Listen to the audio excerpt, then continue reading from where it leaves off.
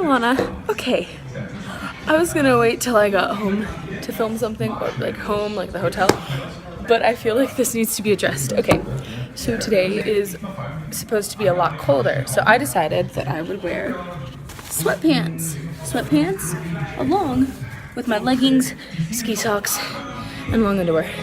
Now, my mistake here was that I really wasn't thinking about the boot. So I had everything tucked into my boot except for my ski pants, which are just like a little shell. So they like go up like that, and those go on the outside of my boot. So I did that. We were skiing. I lost all circulation in my legs from my knees down. So I couldn't feel my feet. My calves, I could feel them, and they really, really hurt. Like on a pain scale, 10 being I need to go to the hospital, 1 being it's literally nothing. It was like a 6 or a 7 maybe. It was really, really bad.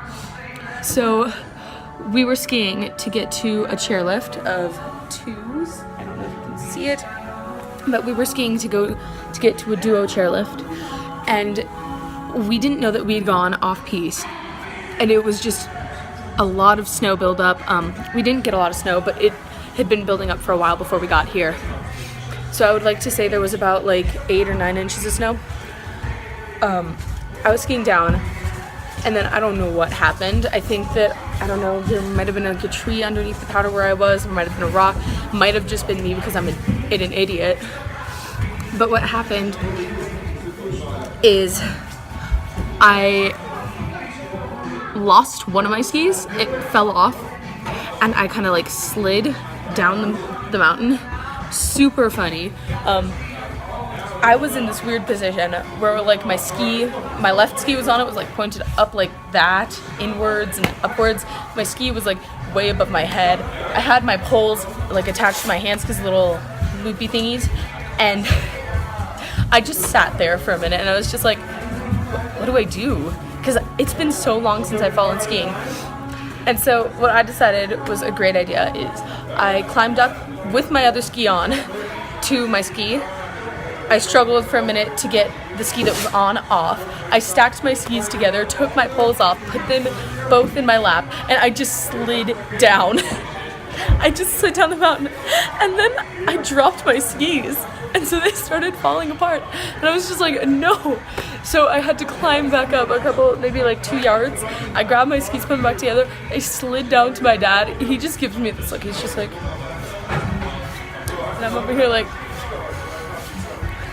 it was so funny.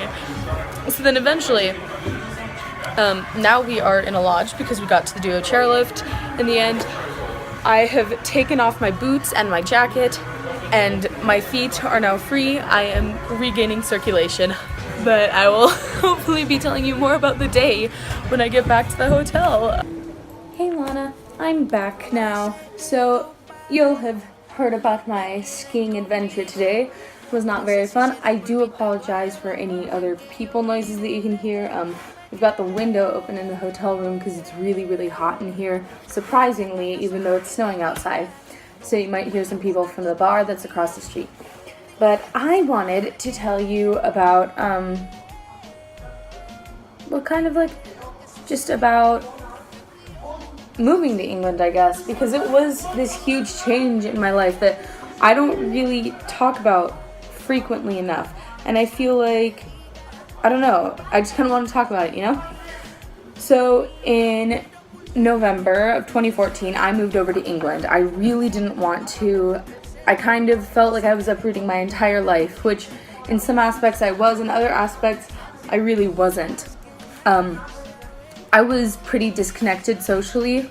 I was bullied throughout elementary school. It didn't carry on into middle school because I switched schools, but in middle school I did face some issues because I had gone from a private Catholic school where there was like a lot of like, oh my gosh, Jesus Christ, praise the Lord kind of stuff. And then I go over to this humongous public school where there are literally more kids in my year than there were within the entirety of primary school, my old school.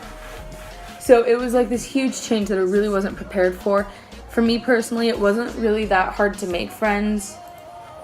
at the new school, but because it was such a massive change for me, I really didn't kind of implant myself into that kind of society of sorts. So moving over to England, it was really more of like an emotional standpoint of saying, oh my gosh, I really don't want to go. I'm going to this place where, like, I mean, it sounds great. I've heard about it in a lot of movies and books and stuff, but I really don't want to move there. Because for me personally, it was like, oh my gosh, I just got to this new school where I'm not being bullied and it's fantastic. And I really felt happier than I had for a really, really long time, probably since I was really, really little. So that kind of changed the way that I felt about moving. Obviously now I'm really happy that I did move because I have met you, I've met Maddie and Holly and Tom and all them and Rosie, and to be honest, I wouldn't give up what I have experienced from England for anything in the world because it means so much to me. And to be honest, that's one of the reasons that I want to come back for university in UK, because it is so fantastic. It's been such a great place to be. Everyone seems a lot more kind of socially interactive. Everyone's a lot more outgoing and nicer and just more genuine with you in general than people are in the States. So moving over was kind of tough because I did come in November, so that's almost halfway through the school year. I go to an international school. I have since the first day that I moved to England. It was interesting to make some friends. I did have some upfront issues because as an international school, it gets very, very cliquey.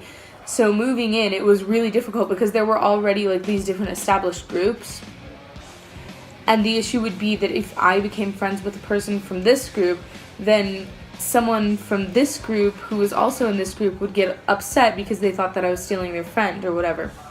And it was kind of like an issue that I really did face at the very beginning of the year. Towards January and February, I met one of the best friends of my life, Kainwen. She actually treated me like I was a genuine human being, which even moving to a new school, even going from that Catholic environment to this new area, it was just this huge thing that I was so unfamiliar with, and I was like, oh my goodness, I have never felt this way before, and I feel so just elated to be on this level of equality with people that I socialize with. So that aspect of it was great. Going to Stagecoach, at first I was really nervous because Holly wasn't, I didn't see Holly super often, but when I did, like, I knew that she was in chorus line with all like the older people in stage 3, and I was just like, oh my gosh, everyone's so good. Maddie and we clicked right away. I'm not sure if something has changed. Maybe it's me. It probably is, if I'm being honest, but I don't know. I'm probably just going crazy because I'm overloading myself. But going to Stagecoach was great. Kat was the first dance teacher that I had there. She was absolutely fantastic.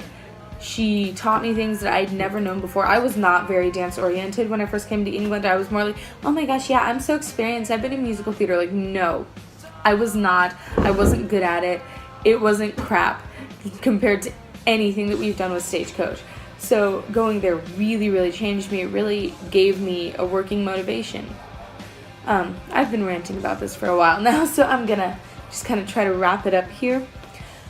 Moving to England, it was tough.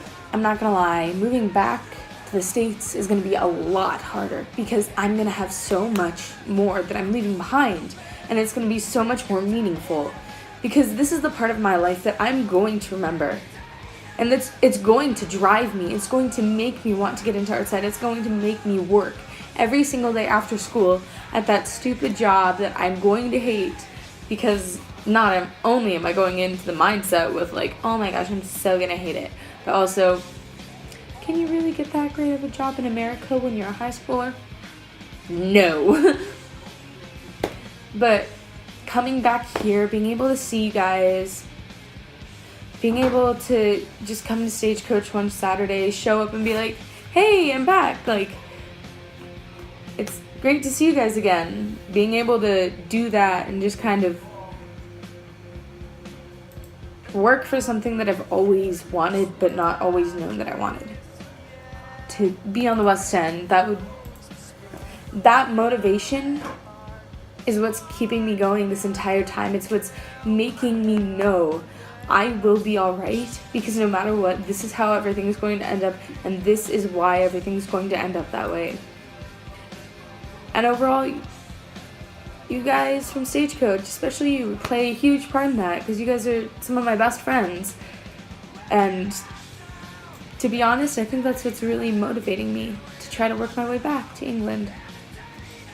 Just being able to share relationships and time with you guys, because you guys really matter to me.